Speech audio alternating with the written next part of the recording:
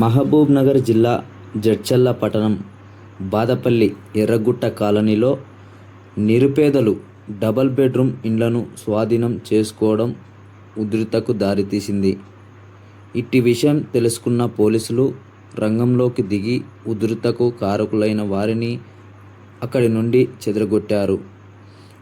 ఎర్రగడ్డ కాలనీలో గతంలో బీఆర్ఎస్ ప్రభుత్వం 560 డబుల్ బెడ్రూమ్ ఇండ్లను నిర్మించింది. మంత్రి కేటీఆర్ చేతుల మీదుగా లబ్ధిదారులకు ఇండ్ల తాళాలు అందజేశారు. అయితే లబ్ధిదారులకు పూర్తి స్థాయిలో అందజేయలేదు. ఇప్పుడు కాంగ్రెస్ ప్రభుత్వం 3 ఏళ్లు కావస్తున్నా లబ్ధిదారులకు ఇండ్ల పట్టాలు అందజేయకపోవడం ఎక్కడా ఉన్న ప్రజలు ఆవేదన వ్యక్తం చేస్తున్నారు. గత నెలలో సర్పంచ్ ఎలక్షన్ నోటిఫికేషన్ ముందు అక్కడ ఉన్న ప్రజలకు డబుల్ బెడ్రూమ్ అర్హత కలిగిన వారు ప్రతి ఒక్కరికి అందేలా కృషి చేస్తానని స్థానిక ఎమ్మెల్యే అనిరుద్ రెడ్డి హామీ ఇచ్చారు. గ్రామ పంచాయతీ ఎలక్షన్ ముగిసి 2 నెలలు గడిచినా మా నిరుపేదల గురించి పట్టించుకోవడం లేదు అని బుధవారం పట్టణంలోని ఎంఆర్ఓ ఆఫీస్ ముందర కూర్చొని డబుల్ బెడ్రూమ్ గురించి ఇచ్చిన పత్రాలను చూపిస్తూ వారి గోడును విలపిస్తున్నారు.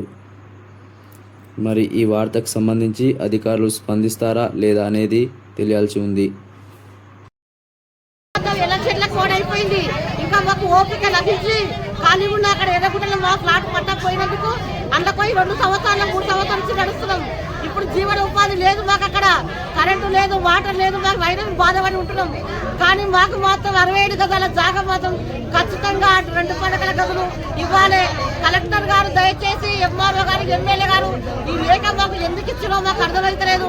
మీరందరూ దయచేసి ఇవన్నీ దీనికి సమాచారం మాకు మా ప్రేమతో అడుగుతున్నాం. మీరు దీనికి సమాధానం ఇవ్వండి.